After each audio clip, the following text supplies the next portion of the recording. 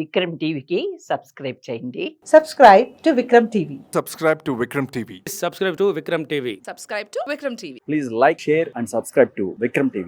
Bharatiya Janata party నేతల్లో అధ్యక్ష పదవి కోసం కొంత ఆధిపత్య పోరు సాగుతుంది. ఇందులో భాగంగానే కొంత నేతల మధ్య అన్ని విషయాలపైన ప్రస్తుతం ప్రభుత్వం తీసుకున్న నిర్ణయాలపైన కొన్ని భిన్న అభిప్రాయాలు కనబడుతున్నాయి. మనం చూసుకుంటే కనుక ఇటీవల హైడ్రా విషయంలో కానీ మూసీ నది ప్రక్షాళన విషయంలో కానీ బీజేపీ నేతల మధ్య ఒక భిన్న అభిప్రాయాలు వచ్చినాయి. రఘునందన్ లాంటి నేతలు, కొండా విశ్వేశ్వరరెడ్డి లాంటి నేతలు హైడ్రాని సమర్థిస్తే మరికొంతమంది నేతలు వ్యతిరేకంగా మాట్లాడారు. అసలు దీన్ని ఎట్లా చూడాలి సార్? అంటే ఒక్కొక్కరు ఒక్కొక్క కోణంలో దాన్ని విషయంలో అభిప్రాయం వ్యక్తం చేశారు.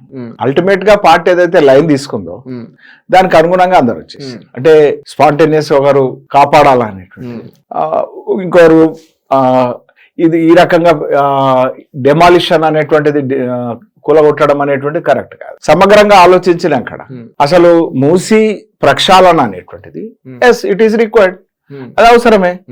కానీ మూసీ ప్రక్షాళన కోసం సెవరేజ్ ట్రీట్మెంట్ ప్లాంట్లు ఇవ్వాలా, ఇండస్ట్రీస్ పొల్యూషన్ కాలుష్యం ఏదైతే వ్యర్థాలు ఏవైతే నదిలో వస్తున్నాయో అది నివారించాలా. దానికోసం పేదల ఇండ్లు తొలగించడం సబబు కాదు. సబబు దీని మీద పార్టీ లైన్ చాలా స్పష్టంగా వచ్చింది. అదే లైన్ మీద అందరు కూడా ఉన్నారు. ఆ స్టాండ్ దాటి మాట్లాడుతున్నారు కదా రఘునందన్ లాంటి నేతలు, కొండా విశ్వేశ్వరరెడ్డి లాంటి నేతలు. అసలు మీ స్టాండ్ ఏంది అసలు నది ప్రక్షాళన విషయంలో? మా ఎంపీల అభిప్రాయం కానీ, పార్టీ అభిప్రాయం కానీ, రాష్ట్ర పార్టీ నిర్ణయం కానీ, రాష్ట్ర పార్టీ రిజల్యూషన్ కూడా కానీ అంతా కూడా ప్రక్షాళన స్వాగతిస్తాం. ఓకే, కానీ ప్రక్షాళనకు అవసరమైనటువంటి విధానం ఏదైతే ఉన్నదో, ప్రక్షాళనకు అవసరమైంది సెవరేజ్ ట్రీట్మెంట్ ప్లాంట్లు, ప్రక్షాళనకు అవసరమైంది ఇండస్ట్రీస్ నుంచి వచ్చే కాలుష్యం అలా ఇది కాకుండా మురుగు దాంట్లోకి రాకుండా నివారించడం అనేటువంటి ప్రక్షాళన.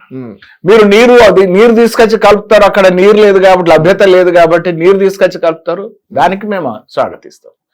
కానీ ఏ దశాబ్దాల నుంచి వరదలు లేనటువంటి మూసీకి మరి మీరు అనుమతులు ఇచ్చినటువంటి ఇళ్లకు, మీరు కరెంటు ఇచ్చినటువంటి ఇళ్లకు, మీరు మున్సిపల్ ట్యాక్స్ వసూలు చేస్తున్నటువంటి ఇళ్లకు ఉన్న ఫలానా వాళ్ళను ఇల్లు కూల్చేసి చేస్తామనంటే ఇది ఎంతవరకు సమంజసం? మీరే కదా, మీ హయాంలోనే కదా. ఇప్పటిదాకా మేమైతే అధికారంలోకి రాలేదు, కాంగ్రెసే అధికారంలో ఉన్నది, టీఆర్ఎస్ అధికారంలో ఉన్నది, అంతకుముందు మిగతా తెలుగుదేశం ఇంకేదైనా పార్టీల అధికారంలో ఉన్నాయి. ఈ ప్రభుత్వాలు అన్ని కూడా అక్కడ అవకాశం ఇచ్చారు, అనుమతులు ఇచ్చారు. ఇటువంటి వాటిని అర్ధరాత్రి కూల్చేస్తామంటే వాళ్ళ బతుకులు ఛిద్రమైపోతాయి. మరి ప్రక్షాళన వేరు, సుందరీకరణ వేరు.